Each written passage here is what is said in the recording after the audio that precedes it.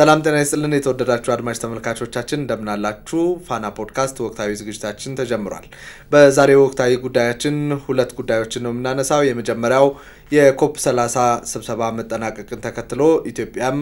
ለኮፕ 32 የ2027 በፈረንጆቹ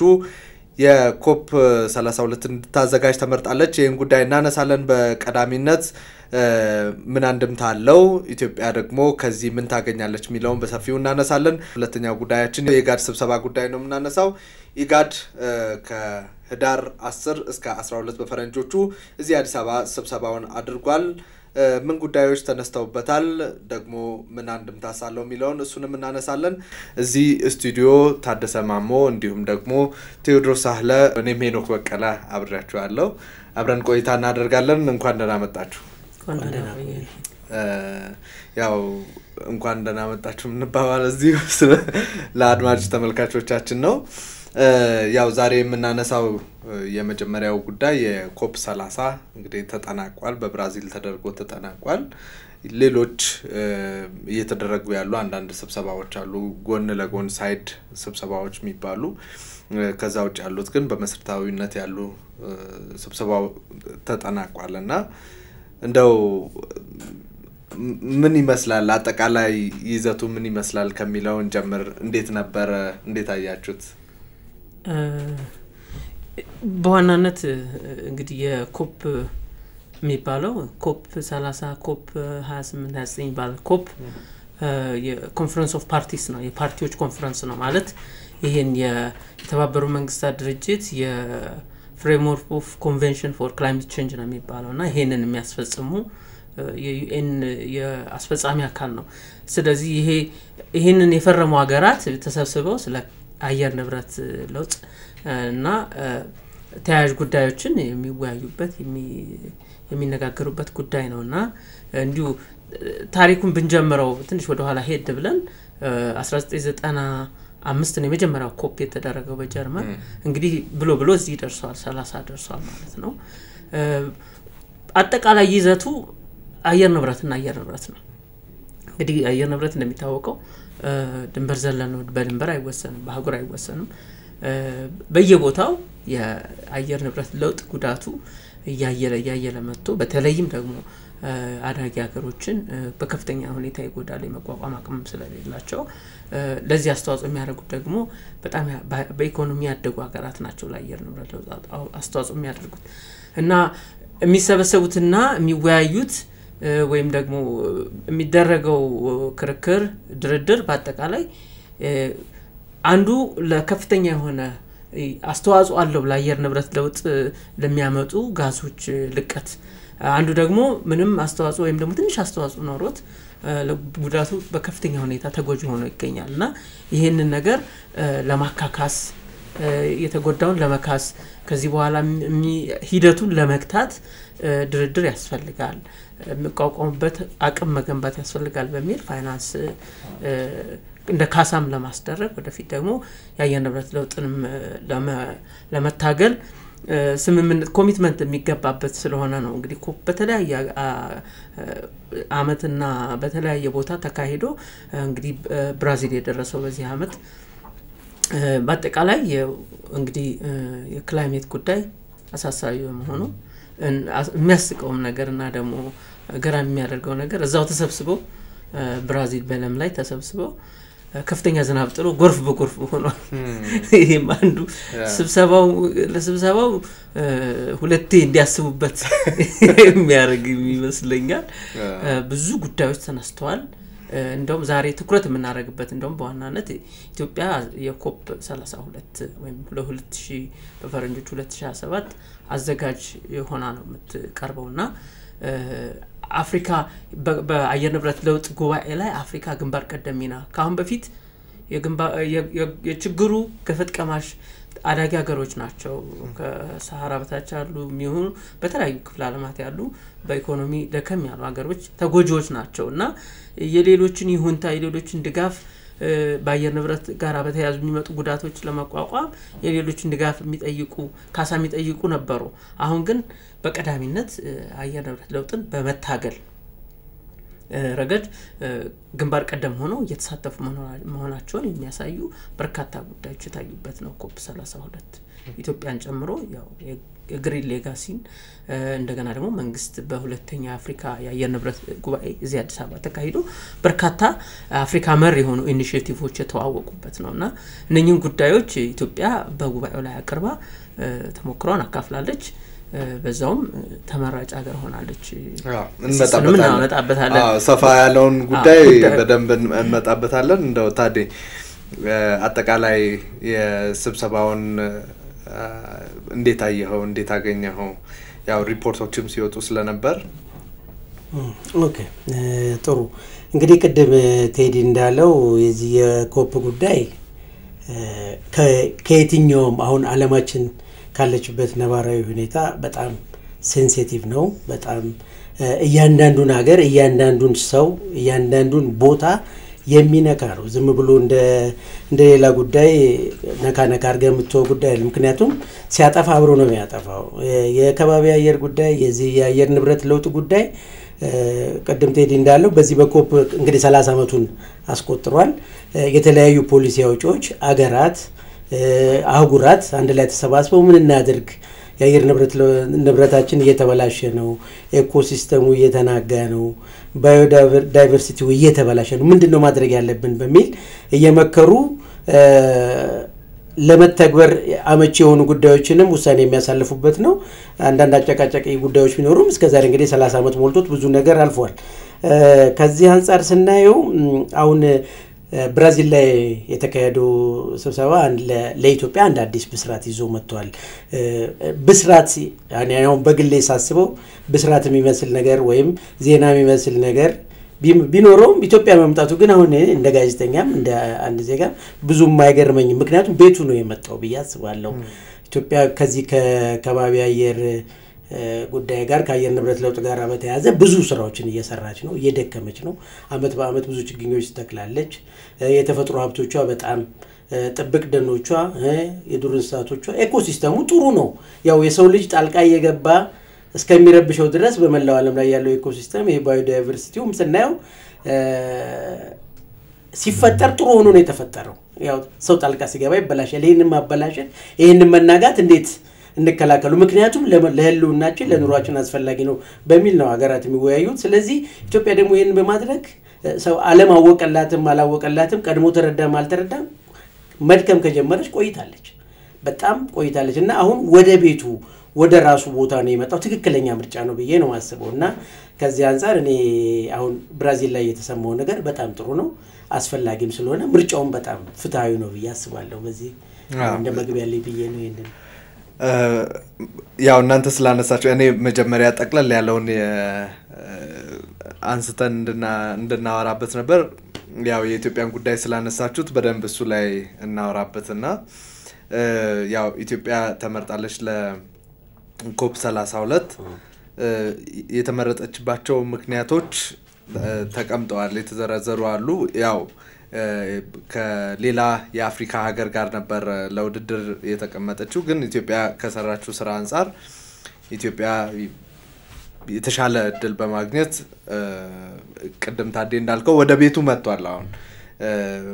የጉዳዩ ባለቤት ወደ ሆነች ሀገር መጥቷል እንግዲህ ኢትዮጵያ ከረጅም ጊዜ ጀምሮ የአየር ንብረት ለውጥን ጉዳይ የአፍሪካ ጉዳይ በማድረግ የአፍሪካን ጉዳይ ደግሞ በዓለም መድረኮች ላይ በማቅረብ በጣም ትታወቃለች ከዚህ በፊትም ጠቅላይ ሚኒስትር ዶክተር አብይ አህመድም ጭምር በኮፕ ስብሰባዎች በተለያዩ ስብሰባዎች በዩኤን ስብሰባዎች ጭምር መልእክታቸውን ሲያስተላልፉ ነበር ኢትዮጵያ ደግሞ ሪፕሬዘንት ስታደርግ ነበር አፍሪካን ጥያቄዎችን ለማቅረብና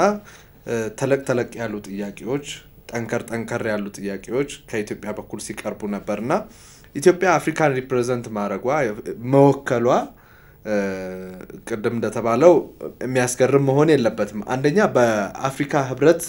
መቀመጫነቷ የአፍሪካን ህብረት ጥያቄ ለማቅረብ ተመራጭ የሚያረጋት ይመስለኛል ሁለተኛ ነገር ደግሞ እየሰራን ያለነው ስራ ለዚህ በጣም ለመመረጥ በጣም እንትን በቂ ምክንያት ይመስለኛል ብራዚል ስትመረጥ ብራዚል የዓለም ሳምባ የሆነው አማዞን አላት ስለዚህ አማዞን ብቻውን ለመመረጥ ምክንያት ይሆናታል ብቻውን የኢትዮጵያ ልክ በዚህ መልኩ ወደ አፍሪካ እንምጣ ከተባለ አፍሪካ ውስጥ ኢትዮጵያ እየሰራች ያለችው ስራ ብቻውን ባለፉት 4-5 አመታት የተከልናቸው ችግኞች ብቻቸውን ለመመረጥ በጣም ምክንያት ይሆናሉ ግን ሌሎችም ምክንያቶች አባዲ ተደርገው የተነሱ የታዩ ሌሎችም ምክንያቶች አሉ ምናልባት ቴዲ እዚህ ላይ ልትጨምር ትችላለህ ምክንያቶቹ ላይ ያው እንግዲህ ያው ባለፈው መስከረም ወር የሁለተኛ አፍሪካ አየር ንብረት ለውጥ ጉባኤ ተካሂዷል እና ይሄ የሁለተኛ አፍሪካ አየር ንብረት ጉባኤ መስከረም ጳጉሜ መጨረሻ አካባቢ ይመስለኛል ፈረንጆቹ ነው መስከረም የሆነውና በዛ በተካሄደው ጉባኤ ላይ አፍሪካ እንግዲህ የአፍሪካ ስለ አየር ንብረት ተሰብስበው ብዙ ውይይት አድርገዋል ይሄ የሚያሳየው እንግዲህ አፍሪካ በግንባር ቀደምነት ከተጎጅነት ወደ መፍትሄ አካል መሆን መፍትሄ አፈላላጊ መሆን እርምጃውን በደንብ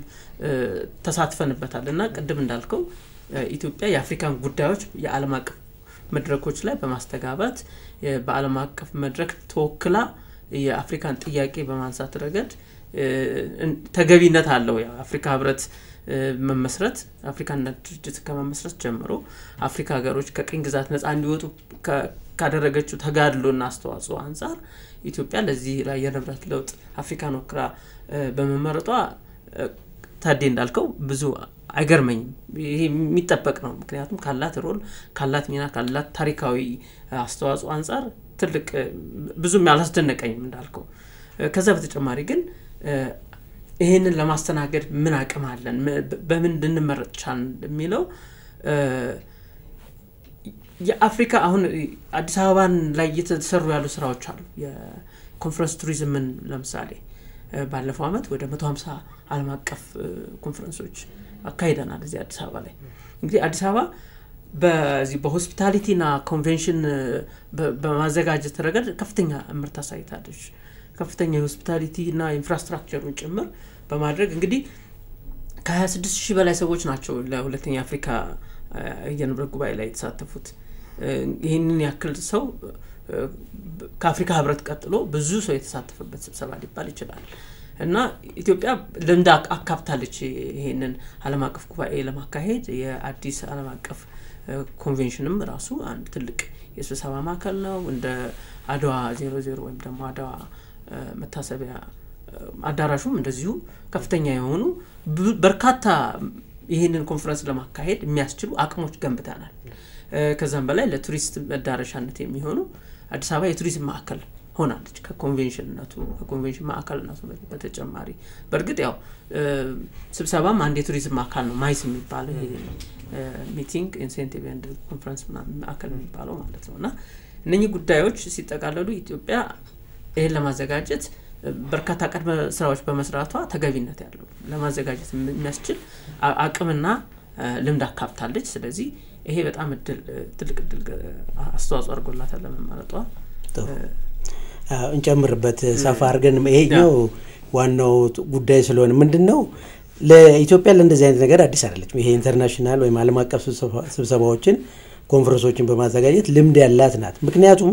ግልጽ ነው ከኒውዮርክ ከጄኔቭ ቀጥሎ ከፍተኛ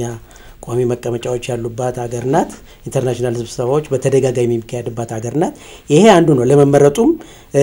ለልምዱም ወሳኝ ነገር ነው እንደገና ስናየው ደግሞ ኢትዮጵያ አሁን ታዳሽ ኃይልን ለመጠቀም ወይም ደግሞ እነኚህ አረንጓዴ ልማትን ለማሳለጥ ወይም በተገቢ ሁኔታ በመጠቀም የከባቢ አየርን ጉዳት ለመቀነስ ከፍተኛ ጥረት ቀደም ብዙ እየደከመች ነው ካልኩት ጋር የሚያያዘው ሩቅ ሳንሄድ ታላቁ ህዳሴ ግድብ ተገንብቶ እንኳን ለኛ ለጎረቤት ሀገራትም እየተረፈ ነው ከዚህ ጋር በተያያዘ የተፈጥሮ ሀብት ጥበቃውን በበለጠ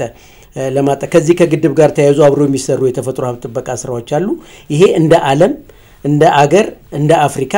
የሚጠቅመው ጥቅም አለ ከዚህ ጋር ሌሎች ግድቦችንም ሌሎች የተፈጥሮ ሀብት ስራዎችንም ማንሳት ይቻላል ይሄም አንዱ እንድንመረጥ ምክንያት ይሆናል ብዬ አስባለሁ ቅድም እንዳላችሁት መስከረም ወር ላይ የተካሄደው የሁለተኛው የአፍሪካ ህብረት ጉባኤ ጋር ከዚህ ከአየር ንብረት ጉባኤ ጋር የተያዘው እሱ አንዱ ጉዳይ ነው። ቀደም በተደጋጋሚ እንዳልነው ተደጋጋሚ መቀመጫ ሆነ የኢንተርናሽናል ስብሰባዎች መካሄዳቸው ኢትዮጵያ እንድትመረጥ አድርጓታልና ከዚህ ጋር ተያይዞ ህዝብም መንግስትም ከተሞችም ለእንደዚህ አይነት ነገር ራሳቸውን አዘጋጅተው በመጠበቅ ልምድ ስላላቸው ብዙ ምናልባት ይሄኛው ስብሰባ ትንሽ ለየት የሚያደርገው ከ50,000 በላይ ሰዎች ያስተናግዳል ስለሚባል ይሄንን ለመቀበል ምን ያህል ዝግጅት ማድረግ አለብን ቢሎን ወደ ኋላ ላይ ማየት አለብንና ከዚህ ጋር ተያይዞ የአየር ብከላ የአየር ንብረትን ጉዳት ለመቆጣጠር ኢትዮጵያ ያደረገች ባለችው የጀመረቻቸው ስራዎች የልማት ስራዎች ከታዳሽ ኃይል ጋር ተያይዞ ያሉ ስራዎች ለመመረጡ አቀደም ቴዲም ካለው ሄኖክም ካላችሁት ጋር ተጨማሪ ሊሆን የሚችል ነው ብዬ አስባለሁኝ እኔ ያው የአየር ንብረት ለውጥን ስናነሳ ብዙ ጊዜ ልቀቱን መቀነሱ ላይ ብቻ ሳይሆን ልቀቱ የሚያመጣውን ጉዳትም መቀነስ ላይ ሁለቱም ላይ ነው ኢትዮጵያ እየሰራች ያለችው ልቀቱን መቀነስ ላይ ታዳሽ ኃይል ላይ በደንብ እየሰራች ነው በአብዛኛው ከዚህ በፊትም ስናነሳ እንደነበረው ፋብሪካዎቻችን ኢንዱስትሪዎቻችን በአብዛኛው ነዳጅ ወይም ደግሞ ኮይል ወይም የድንጋይ ከሰል የሚጠቀሙ ምንላቸው ቦታዎች ኢትዮጵያ በመብራት ነው በውሃ ኃይል በሚመነጭ መብራት ነው የምንጠቀመው ሌሎችም እንደዚህ ትንሽ የነዳጅ ኮንትሪቢዩሽን ያለው ኢትዮጵያ ውስጥ የመኪና ነው መኪናንም አሁን በኤሌክትሪክ ለመተካት በጣም በሰፊው እየተሰራ ነው ያለውና አሁን ባለው ሁኔታ በከፍተኛ ሁኔታ የኤሌክትሪክ መኪኖች ከቀረጥ ነፃ እንዲገቡ የተለያዩ ማበረታቻዎች እየተደረገላቸው ጥሩ እየሆኑ እየመጡ ነው የኤሌክትሪክ መኪና ገበያውም በጣም እየተስፋፋ እየመጣ ነው ኢትዮጵያ ውስጥ ያለው ማለት ነውና ሰውም መጀመሪያ ከነበረው እየለመደው ወደ ኤሌክትሪክ መኪና እየመጣ ታክሲዎቻችን አሁን ድሮ የነበሩት የነዳጅ ታክሲዎች ነበሩ አሁን ወደ ኤሌክትሪክ ታክሲዎች እየተቀየሩ ነው ያየናቸውና ፐብሊክ ትራንስፖርቶችም እንደዚሁና ኢትዮጵያ የምትለቀው በከፍተኛ ሁኔታ እየቀነሰች ነው የምትለቀው መቀነስ ብቻ ሳይሆን ከከባቢ አየር ላይ ደግሞ የባሮንጋሪ አሻራ መርሃ ግብር በተከለቻቸው ዛፎች አማካይነት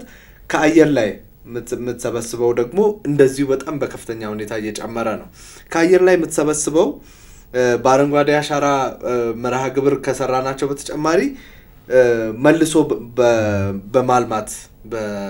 የተራቆቱ ቦታዎችን መልሶ በማልማት አንዳንዱን ችግኝ በመትከል ብቻ ሳይሆን እንዲሁ ከልሎ በመጠበቅ ብቻ ራሱ እየተሰሩ ያሉ በጣም ገላጣማ ቦታዎች የነበሩ አሁን ሪሃቢሊቴት እያደረጉ ወይም እያገገሙ የመጡ በጣም በርካታ ቦታዎች አሉና ይሄ ኢትዮጵያ የሰራችው ስራ የሚያስመሰግናትም ነው ምስጋና ብቻ ሳይሆን ይሄን ፕሮግራም ለማዘጋጀት እንድትበቃ የሚያደርጋት ነውና እንደተባለው ደግሞ የኮንፈረንስ ሰፊ ልምድ አለን አሁን ምንድነው እኛ ማድረግ የሚጠበቅብን ለምሳሌ ሁሉም አይነት የዲፕሎማቲክ ማህበረሰብ አለ ኢትዮጵያ ውስጥ ይሄ ዲፕሎማቲክ ማህበረሰብ አንድ ላይ እንዲሰባሰብ እድል ማመቻቸት ነው እንጂ አዲስ ምን ሰራው አዲስ ለዛ ብለን ምን ለፋው ነገር ያለ አይመስለኝምና ለምሳሌ ከቀደም እንደተባለው በሰፊው ምናነሳቸው ነገሮች አንደኛው አለ ወይ አቅሙ አለን ወይ ብቃቱ አለን ወይ ሚሉ ጉዳዮች ናቸው ለምሳሌ ከሆቴል ከመሰረተ ልማት ከመንቀሳቀሻ ሁኔታ እንደዚህ አይነት ከመጓጓዣዎች ይሄን ሁሉ ሰው አኮሞዴት ሊያደርግ የሚችሉ አዳራሾች እንደዚህ አይነት ነገሮች አሉን ወይ ሚለው ነው ሌላኛው ጥያቄና እዚህ ላይ ደግሞ ካለፉት አመታት ጀምሮ የቱሪዝም ሴክተሩ ላይ በጣም በሰፊው እየተሰራ ስለሆነ የመጡ ነገሮች አሉ ምናያቸው በተግባር በተጨባጭ ያየናቸው ያሉ ነገሮች አሉ ሌላም ከዚህ ከፍ ያለም ቢሆን ዝግጅት ማዘጋጀት የሚያስችል አቅም ላይ ያለን ይመስለኛል ይሄ እንግዲህ የአየር ንብረት ለውጥን ቀደም ስገባ እንዳልኩት ሐሳቡ የአየር ንብረት ለውጥን ለመታገል የሀገሮች የአንድ ሀገር የአንድ ኮንቲኔንት ስራ ብቻ አይደለም የአንድ አህጉር ስራ ብቻ አይደለም ሁሉም ሀገራት ችግሩም አስቸጋሪ ያደረገው የአየር ንብረት ለውጥ ድንበር ዘለል መሆኑ ነው።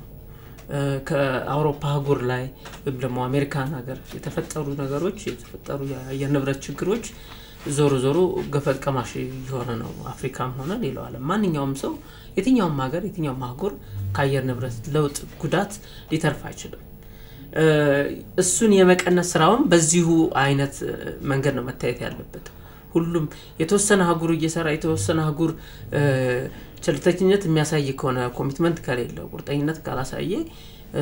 ዞሮ ወደ ኋላ ወደፊት ነው የሚሆነው። አሁን የና አሜሪካ ከፓሪስ ክላይሜት አክት መውጣት እንደገና ደግሞ ባይደን በራሱ በሀገር ውስጥ የጋዝ ማውጣትን መጠን ቀንሶ ነበር ወደ ኤሌክትሪክ ወደ ታዳሽ ኃይል የሚያዘነብል ፖሊሲዎች ነበሩት። ትራምፕ ወዲያው እንደመጣ ያደረገው ምንድነው ነዳጅ ማውጣቱን እንቀጥላለን ድሪል ቤቢ ድሪል ነው ያለው እንቀጥላለን በስፋት እንደዚህ የሚባሉ የታዳሽ ኃይል ተብሎ በፖሊሲ ደረጃ የተቀመጡትን እንትኖች አካሄዶች ወዲያው ነው የሰራዛቸው። እንዲህ አይነት ነገሮች ብዙውን የዓለም ክፍል ጉዳት ሊያመጡበት ይችላሉ። ምክንያቱም ብዙ አስተዋጽኦ የሚያደርጉ ለብክለቱና ለአየር ንብረት ለውጥ የሚያደርጉ ሀገሮች በዛው ልክ ኮሚትመንት መኖር አለበት እሱን ለመታገል እና አፍሪካ በአህጉር ደረጃ ይሁን በአገራት ደረጃ ይሄንን የአየር ንብረት ለውጥን ለመታገል በአፍሪካ ህብረትም በተለያዩ ቀጣናዊ ተቋማት ጭምር እየታገሉ ነው እየሰሩ ናቸው። ለምሳሌ እኛ አሁን የምስራቅ አፍሪካ በይነ መንግስታት ራሱን የቻለ የክላይሜት የሚመለከት ዲፓርትመንት አለ በሰፊው ይሰራሉ። ይሄንን በሌሎችም ቀጣናዊ ተቋሞቻቸው ይሄንን የማስፈጸም ስራ ይሰራል። ኢትዮጵያ እንዳገር ግን እየሰራች ያለቻቸው ብዙ በርካታ ስራዎች አሉ። እነዚህ ስራዎች ያው ተደጋግሞ የተባለ ይመስላል ግን አሁን ችግኝ ተከላው እንደቀጠለ ነው። ለምሳሌ ቢሊዮን ችግኝ መትከል ሐሳብ አለን። ብዙዎቹ ኦልሞስት እሱ ግቡ ላይ ልንደርስ ትንሽ ነው የቀረን። አሁን ችግኝ ተተክሎ የችግኝ የደን ሽፋናችንን በከፍተኛ ሁኔታ ጨምሯል። በኦብጀክቲቫችን 30% የኢትዮጵያን መሬት በደን መሸፈን ነው እና ይሄ 30% ማለት ቀላል የደን ሽፋን አይደለም። እንግዲህ ታዴ ዱር እንስሳት ጥበቃ አካባቢ ሰርተሃል። የደን ሽፋን 30% ሆነ ማለት ምን ያክል የካርበን ቅድም ያላችሁትን ከአየር ንብረቱ እንደሚመጥ እንደገና የአካባቢውን ስነ ምህዳር እና ባዮዳይቨርሲቲ እንዴት እንደሚቀይረው መገመት ይቻላል። እና ኢትዮጵያ ይሄንን የደን ሽፋን ጨምራም ያውን ሚክስድ ፎረስት የሚባልም እየሰራን ነው። የሚበሉ እጽዋቶችን በደን ሽፋን ውስጥ ቀላቅሎ መትከል እና አቮካዶ ማንጎ ሊሆን ይችላል። እሱንም እያመረትን አሁን ምርቱንም ፍሬውንም እያየን ነው። እና ኢትዮጵያ እየሰራች ያለችው ስራ እንደ አንድ ሀገር ትልቅ ኢኒሺየቲቭ ውጤት የታየበት ነው። 2027 የተተከለው ደን ደግሞ በደንብ ሁሉም ሰው በቃ አለማየት በማይችለው ደረጃ ለውጡን ያዩታል። ከነ ውጤቱ ከነ ኤክስፖርት ከምናደርገው የእጽዋት አትክልትና ፍራፍሬ ጭምር ያኔ በደንብ መናሳይበት ነው ተሞክሯችን። እና ይሄ ደግሞ ከዛም የቀነጠሱ የሚበሉበት ይሆናል አይደል? ስራውን እነኚህ አሁን እንግዲህ አንዱም ትልቁ ጥቅም በኋላ ምን መጣበት ይሆናል። ምናልባት የኢትዮጵያ ምን ታተርፋለች ምን ትጠቀማለች ኮፕ 32ን በማዘጋጀት የሚለው አንዱ የሰራቻቸውን ስራዎች ለታዳሚዎቹ ለስብሰባ ተሳታፊዎቹ በአይናቸው መጥተው እንዲያዩ ያደርጋቸዋል። አንዳንዴ ድርጊት ትልቅ መልእክት አለው። 10 ነገር ከመናገር የተሰራውን ነገር ሄዶ ማሳየት በተግባር በአንድ ጊዜ የብዙ ሰዎችን አስተሳሰብ የሚቀይር ነው። ተግባር ውጤት ነው። ውጤቱን ያዩታል። የተተከለውን ደን ያዩታል። የተሰራውን ስራ ያዩታል። እንግዲህ ብዙ ሰዎች ተግባቡት ምንድነው መነቃቃት ፈጥሮባቸው ይሄዳል ተብሎ ይታሰባልና ኢትዮጵያ የሰራቻቸውን ስራዎች በተግባር መተው ሚዲያ ሳይሆን በተግባር የሚያዩበት ነው። ምክንያቱም ስብሰባው ላይ አገሮች ተሳተፋሉ። ዓለም አቀፍ ትልልቅ ባለ ብዙ ወገን መልቲላተራል ኦርጋናይዜሽንስ ተሳተፋሉ። የክላይሜትን ወይም የአየር ንብረት ለውጥን የሚመለከታቸው ማህበረሰብ ሲቪል ማህበረሰቦች ተሳተፋሉ። እነኚህ ሁሉ መተው የሰራነውን ስራ በተግባር የምታሳይበት ነው ኢትዮጵያ። ያ ደግሞ ለወደፊቱ ለሌሎችም ትምህርት ይሆናል። እንግዲህ ምን ማድረግ ይገባናል የሚለውን ስናስብ እንደ መፍትሄ ማብረን መናነሳቸው ነገሮች ብዙ ይኖራሉ። አንዳንድ ነገሮች ገልበጥ ሳረግ ምን አይቼ ነበር ቢል ጌትስ የማይክሮሶፍት መስራች አለ እንደገና አንድ እንግሊዛዊ ጋዜጠኛና ደራሲ ጆርጅ ሞኖቢዮት የሚባል ሁለቱ የተናገሯቸው ቃሎች አንድ አይነት ተመሳሳይ ናቸው እንዲሁ በኢንተርናሽናል ጉባኤ ላይ ተገኝተው ያሏቸው ናቸውና ዓለማችን አይናችን እያየ እየጠፋች ነው ለራሳችን ስንል አስቸኳይ መፍትሄዎችን በቶሎ መፈለግ አለብን የሚል ሐሳብ ነው ያስቀመጡት ይሄ ከከባቢ አየር ከአየር ንብረት ለውጥ ጋር መናጋቱ ጋር የተያያዘ ነገር ነው ስለዚህ ከዚህ ጋር እንደ ኢትዮጵያ የጀመርናቸው ነገሮች ማስቀጠል ነው ከ27 ስንደርስ ምን ይዛችሁ ምን የተከላችሁት የታለ ስንባል የምናሳያቸው ነገሮች ይዘን መቅረብ ነው ከዚህም አልፎ ኢትዮጵያ ለራሷ ብቻ አይደለም ለጎረቤት ሀገሮች አስተዋውሳለሁኝ በተለያዩ አመታት ከችግኝ ተከላው ባለበት ጊዜ ወደ ጅቡቲም በለው ወደ ኬንያ እስከ ደቡብ ሱዳን እነኛ ሀገሮች ናይጄሪያም ልከናል ባለፈው እንዲህ አይነት የችግኝ ተከላው አፍሪካውያኖችም ስራዬ ብለው እንዲይዙት ከነበር ዝም ብሎ ራሱ ዛፍ ራሱ ወድቆ ራሱ ያድጋል ፍሬው ራሱ ወድቆ ራሱ ያድጋል ከሚለው ልማዳዊ አሰራር ወጣው በራሳቸው ተክለው በራሳቸው ያለሙ እያንዳንዱ ህዝብ እያንዳንዱ ህብረተሰብ የተከለውን መልሶ መጽደቁን መልማቱን እንዲከታተል እስከማድረግ ድረስ አራያ ሆነ እየሰራች ነው ይሄን ነገር አጠናክራ መቀጠል ነው ለሌሎች ሀገሮች በተገኘው አጋጣሚ ከዚህ ከትምህርታዊ ፕሮግራሞች ጋር ከአዌርነስ መፍጠር ጋር በተያያዘ ሌሎች ሜን ስራ እንዲያስቀጥሉ ማድረግ ነው ሌሎች ዓለማትም እኛን አይነካንም እኛ ለጊዜው አድገናል እንይሆነናል ብለው ዝም ብሎ እኛ ወደ አፍሪካ ወደ ምስራቅ አፍሪካ መንበለው ሌሎች ቦታዎች የሚደፏቸው ነገሮች የከባቢ አየር ብከላን የሚያናጉ ነገሮችን ቀነስ አድርገው ከበጀታቸውን በደንብ አድርገው መድበው ይሄን ስራ የበለጠ ሊያግዙ ይገባል ብዬ ነው ማስበው እና ኢትዮጵያ የጀመረቻቸውን ስራዎች አጠናክራ መቀጠል አለባት ብዬ ነው ማስበው ያኔ ፍሬው የሚታይ ይሆናል የኔ ያለኝ ሐሳብ ነው ዓለም መተባበር አለበት ሚለው ያው መሰረታዊው ነገር ነው ያው ኮፕ ሐሳቡም እሱ ስለሆነ ዓለም ወደዚህ ትብብር መምጣት አለበት ይሄ ጉዳይ የዓለም ጉዳይ ነው ይሄ ጉዳይ የሆኑ ሀገራት ጉዳይ ብቻ አይደለም ወደ ትብብር መምጣት አለበት ሚለው በጣም መሰረታዊ ጉዳይ ነው በነገራችን ላይ አሁን የብራዚሉ ስብሰባ ላይ ያው አማዞን የዓለም ሳምባ ነው ያለን ምንጠራው አማዞን በተለያየ ምክንያት በተለይ ያደጉ ሀገራት በተለያዩ ኩባንያዎቻቸው አማካይነት ማዕድን ለማውጣት በሚል በተለያዩ አካባቢዎች ደኑን ይጎዱታል መሬቱን ይጎዱታል ማህበረሰቡን ይጎዱታል በዛው መጠን የሚገባውን ደግሞ አያረጉም ሰልፈኞችም ነበሩ አሁን በኮፕ 30 ላይ ብራዚል በተደረገው እንትሮች ሰልፈኞች ነበሩ ሰልፍ የወጡ ሰዎች ነበሩ መሬታችንን ቢያንስ አትጉዱት መሬታችንን አትጉዱብን እኛ ሌላ ገንዘብም አይደለም እንፈልገው መሬቱን አትጉዱብን ክላይሜቱን አትጉዱብን ሚል ጥያቄዎች እየተነሱ ነውና እነዚህ ነገሮች በቀጣይነት ወደ ሌሎቹም ሀገራት መምጣታቸው አይቀርም እነዚህ ሀያላን የሚባሉ ሀገራት አሁን ያረጉ ባሉት መንገድ ከሄዱ ጥያቄው የዓለም ጥያቄ ስለሆነ ብራዚል ብቻ የሚጠይቀው ስላልሆነ ኢትዮጵያ ብቻ የሚጠይቀው ስላልሆነ አፍሪካ ብቻ የሚጠይቀው ስላልሆነ ሁሉም የሚጠይቀው ጥያቄ ስለሆነ ነገ ወደ ሁሉም መምጣቱ አይቀርምና አስገዳጅ የሆነ ትብብር ያስፈልገናል ሁሉም የኔ ነው ብሎ የሚያስበው ትብብር ያስፈልገናል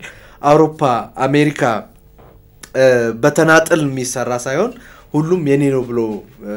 የሚጠራው አስገዳጅ የሆነ ትብብር ያስፈልገናል የፈለገው ይወጣ ምናልባት አሁን እስከ 2027 በፊት በአሜሪካ የሚደረገው ቀጣዩ ምርጫ ምን ይዞልን እንደሚመጣ አናቅም ማን መጥቶ ምን ተለውጦ በዚህ በክላይሜት እንትን ጉዳይ ደግሞ ምን አይነት ሰው እንደሚመጣ ምን አይነት አቋም ያለው መሪ እንደሚመጣ አናቅም ግን መሪ በተቀያየረው ቁጥር የማይቀያየር ጠንካራ አቋም ያለው የዓለም ህብረተሰብ መፍጠር የሚያስፈልግ ይመስለኛል ከምንም በላይና ይሄን ደግሞ የሰሩ ሀገራት ለውጡ ላይ የተሳተፉ ሀገራት በደንብ ፕራክቲካሊ ሲያሳዩት ለዓለም በሚገባ መልኩ የሚዳረስ ይመስለኛል ኢትዮጵያ ይሄን ሰርታለች ሲባል ፕራክቲካሊ የምታሳየው ነገር ሲኖር ኢትዮጵያ ይሄን አርጋለች ሲባል ፕራክቲካሊ በተግባር የምታሳየው ነገር ሲኖር እሱን ያየ አካል መነሳሳት የሚፈጠርበት ይመስለኛልና ይሄ ትልቅ ትልቅ ድርሻ ነው ልምዳችንንም ለማጋራት እንደ ሀገር ልምድን ማጋራት በጣም ትልቅ ነገር ነውና ልምዳችንንም ለማጋራት ይሄን ሰርተናል ይሄን አርገናል ይሄን እናንተም ብትወስዱት ተጠቀማላችሁ ሚለውን ለማንኛውም የዓለም ሀገር ይሄን ለማድረስም በጣም ጠቃሚ ይመስለኛል ይሄን ያልካነሳን የኮፕን ጉዳይ ወደ ኢጋድ ደግሞ ኒድና የኢጋድን ጉዳይ እናንሳ ኢጋድ በዚህ ሳምንት ስብሰባ አድርጎ ነበር ከ10 እስከ 12 በፈረንጆቹ ማለት ነው ስብሰባው ዋና ጉዳይ ያደረገው የመሬት ሀብት አጠቃቀምን ጉዳይ ነው በአፍሪካ ወይም ደግሞ በአባል ሀገራቱ መካከል ያለው የመሬት አጠቃቀም ለሁሉም ምቹ ፍትሃዊ ክፍፍል ያለው እንዲሆን ሐሳቦች ተነስተዋልና የተለያዩ ጥናቶችም ቀርበዋል እነሱ ላይ እስቲ ደግሞ እናንሳ በተለይ አፍሪካ በተለያዩ ምክንያቶች መሬት እንዳያገኙ መብት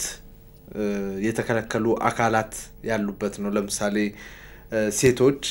በተለያዩ ምክንያቶች መሬት እንዳያገኙ በባህል በሃይማኖት የህግ ማቀፍ ባለመኖሩ በተለያዩ ምክንያቶች ብቻ ሴቶች የመሬት ባለቤት እንዳይሆኑ የመሬት ባለቤትነት መብት እንዳይኖራቸው ከወንዱ እኩል የመሬት ባለቤትነት መብት እንዳይኖራቸው ሆኗል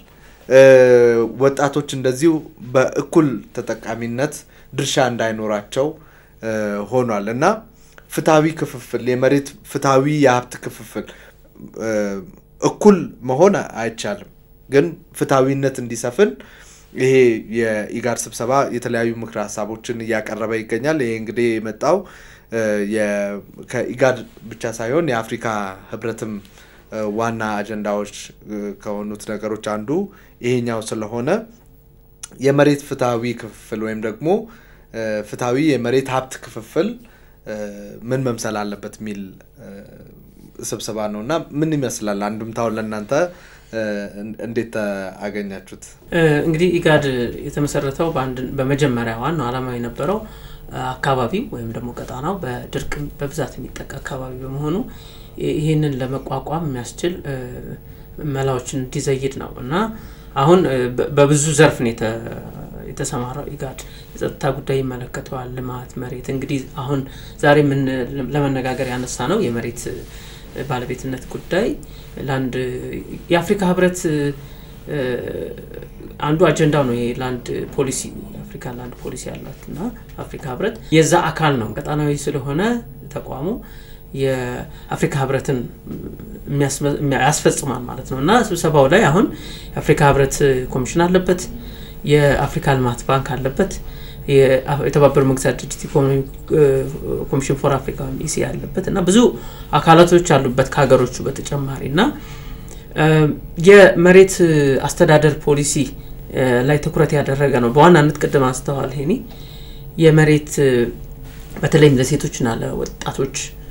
የመሬት ባለቤትነት ጉዳይ ላይ ትኩረት አድርጎ ይታደርጓል ከህዳር 1 እስከ ህዳር 4 በነበረው ጉባኤ ማለት ነው ከዚህ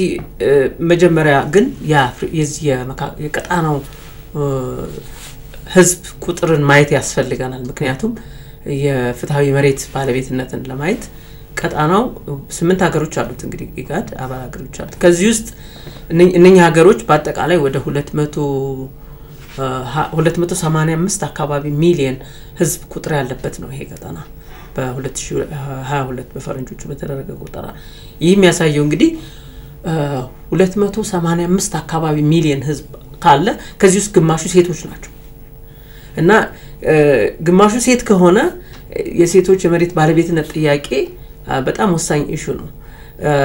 እንደ አለመታደል ሆኖ አካባቢ በባህል በተለያዩ የህግ ማዕቀፍ ባለመኖር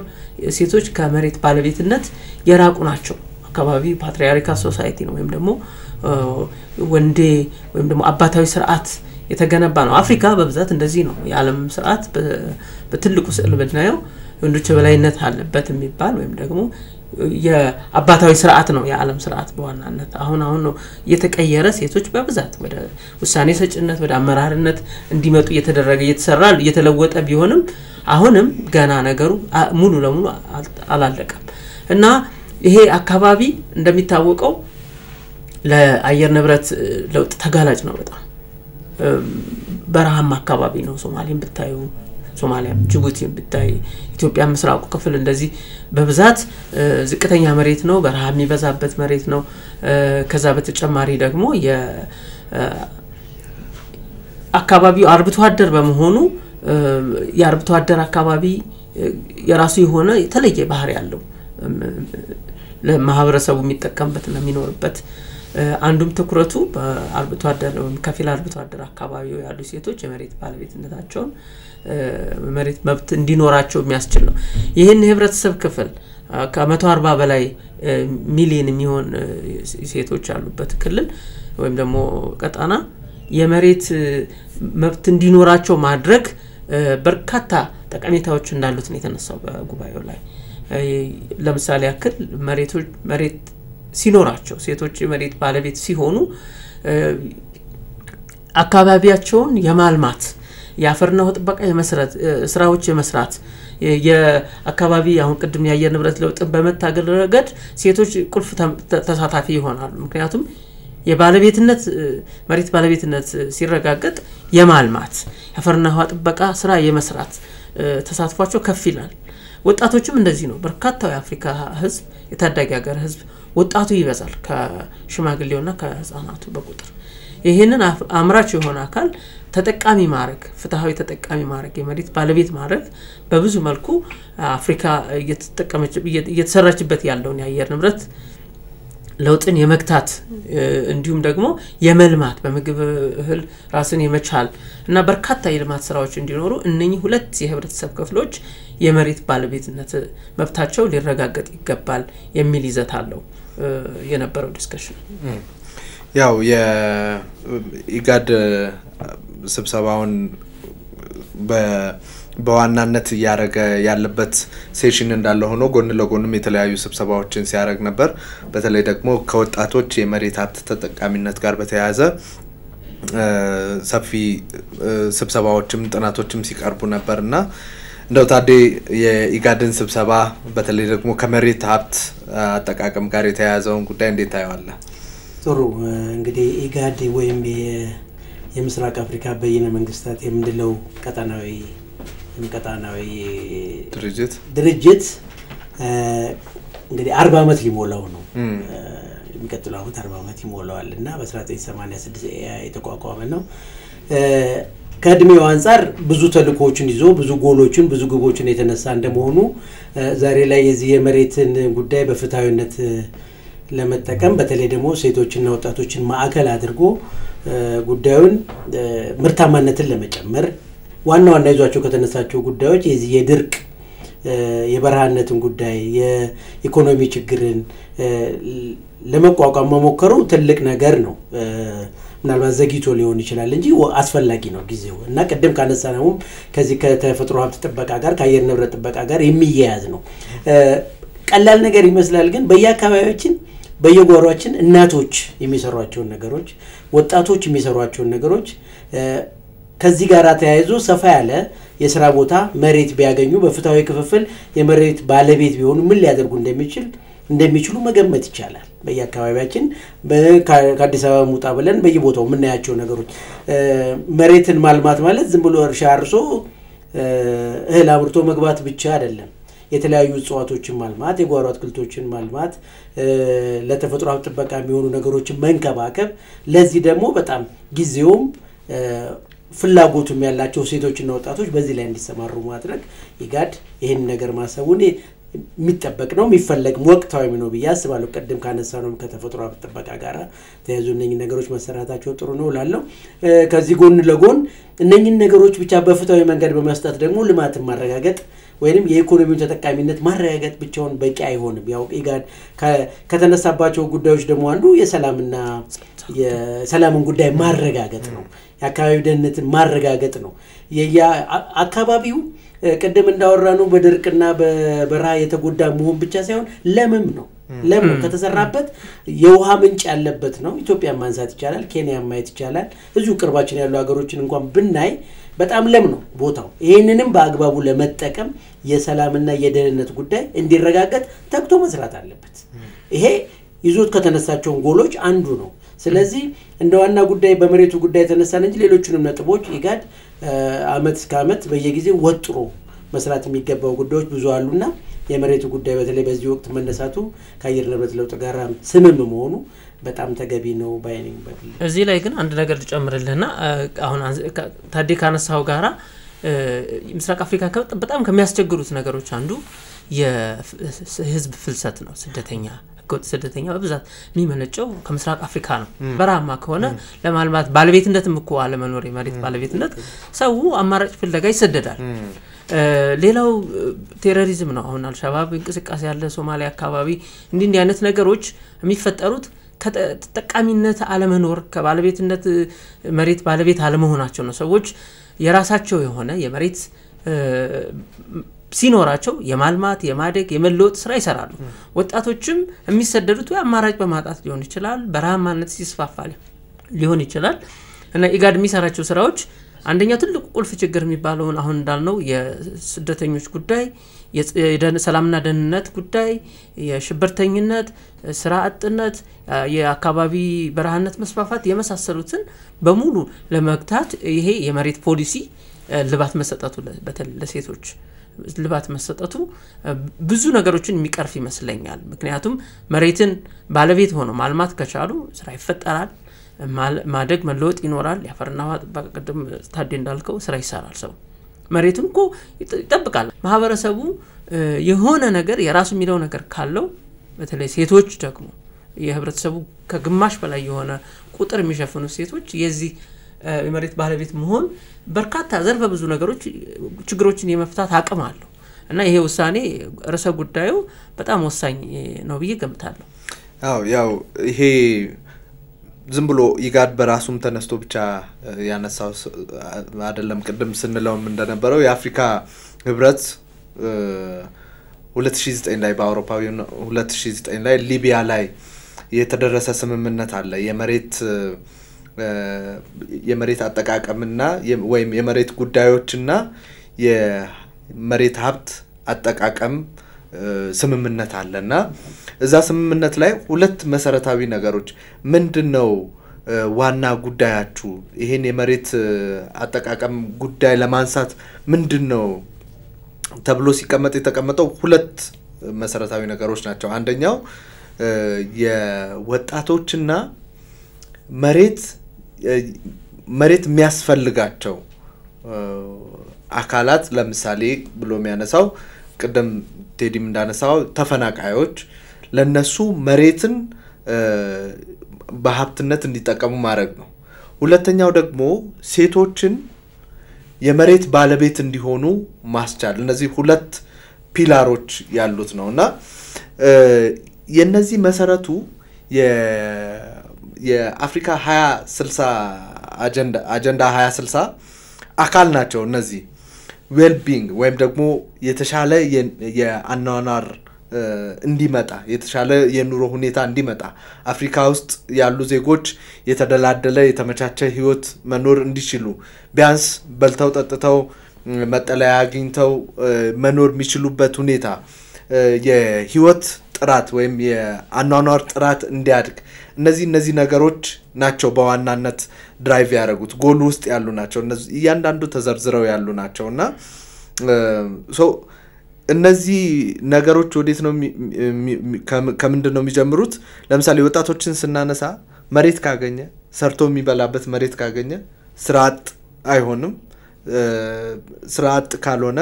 ወደ ስደትና ወደ ጦርነት አይሄድም። ስራ አለው አምራች ኃይል ሆነ ማለት ነው። ሴቶችን ካነሳን ሴቶች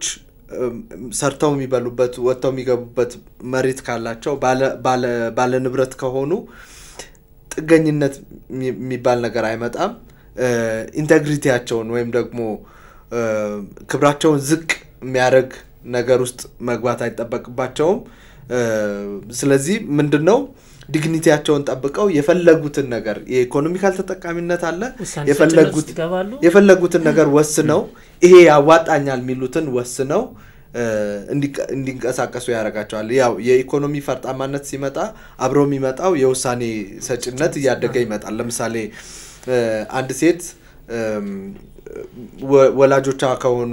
ምታገባዋን የሚወስኑላት የኢኮኖሚ ተጠቃሚነቱ የእውቀት እንትኑ ያደገ ሲመጣ የውሳኔ ሰጭነቷ እንደዛው እየፈረጠመ ይመጣል አይ እናንተ ምትሉኝን አላረግም የማለት አቅሟ እየዳበረ ይመጣል መርጣ ማግባት መቻል የቻለች ትመጣለች ይሄ በርግጥ አንድም በማህበረሰብ አዌርነስ የሚመጣ ነው በማህበረሰብ የእውቀት ደረጃ እየዳበረ የሚመጣ ነው ሁለተኛው ግን በዋናነት የኢኮኖሚ ተጠቃሚ ሲሆኑና ኢኮኖሚያቸው እየዳበረ ሲመጣ በራሳቸው ወስነው የፈለጉትን ነገር ማረጋቸው እየጨመረ ይመጣል ስለዚህ ይሄ የላንድ ዩዝ ማኔጅመንት የመሬት አጠቃቀም ሰላም ይሰጠናል ስራ ይሰጠናል ሀብት ያፈራልናል አፍሪካ ውስጥ እንደሚታወቀው በተለይ በቅኝ ግዛት የተያዙ ሀገራት ላይ ሰፊውን መሬት አሁንም ድረስ የያዘው የሀገሬው ሰው አይደለም የቅኝ ግዛት ሀገሮች ላይ እነዚህ ፍታዊ የመሬት ሀብት ክፍፍል ያልተዳረሰባቸው አካባቢዎች በሙሉ ወደ ፍታዊ የሀብት ክፍፍሎች መተው አፍሪካውያን ተጠቃሚ የሚሆኑበት አፍሪካውያን የተሻለ ኑሮ የሚኖሩበት የአጀንዳ 2060 እቅድ የሚሳካበት እንዲሆን አላማው አድርጎ የተዘጋጀ ስብሰባ ነው የኢጋድ ስብሰባ የህግ ማዕቀፎች እንዲዘጋጁ ምክር ሐሳብ የሚሰጥ ነው ለየሀገራቱ በዚህ ደግሞ ሀገራቱ የራሳቸውን ወስደው ይሄን በማሻሻል የተሻለ ለውጥ እንዲያመጡ የተሻለ እድገት እንዲያስመዘግቡ የተዘጋጀ ነው ውጤቱ ምናልባት ሀገራት ይሄን ቶሎ የራሳቸው ማድረግ የሚችሉ ከሆነ ጥናቱ የቀረቡትን ጥናቶች የቀረቡትን የህግ አማራጮች ቶሎ የራሳቸው የሚያደርጉት ከሆነ ውጤቱ ለቀጣናው በጣም ሰላም የሚሰጥ ለቀጣናው ሀብት ምንጭ የሚሆን ለቀጣናው እድገት በጣም ትልቅ አስተዋጽኦ ያለው እንደሚሆን ይጠበቃል ምናልባት ምጨምሩት ከሌለ በዚሁ እናብቃ አድማጭ ተመልካቾቻችን እናንተም አብራችሁን ስለነበራችሁ ከልብ አድርገን እናመሰግናለን የኮፕ 30ን ስብሰባ እንዲሁም ደግሞ የኢትዮጵያን ለኮፕ 32 አዘጋጅነት መመረጥ ጉዳይ አንስተን ቆይታ አድርገናል እንዲሁም ደግሞ የኢጋድን ስብሰባ መሰረት አድርገን ምን ጉዳዮች ተነሱበት የሚሉ ሁለት ርዕሰ ጉዳዮችን በዛሬው ወቅታዊ ዝግጅታችን አንስተናል ስለተከታተላችሁ እናመሰግናለን በቀጣይ በሌላ ጉዳይ እስከምንገናኝ መልካም ጊዜ ይሁንላችሁ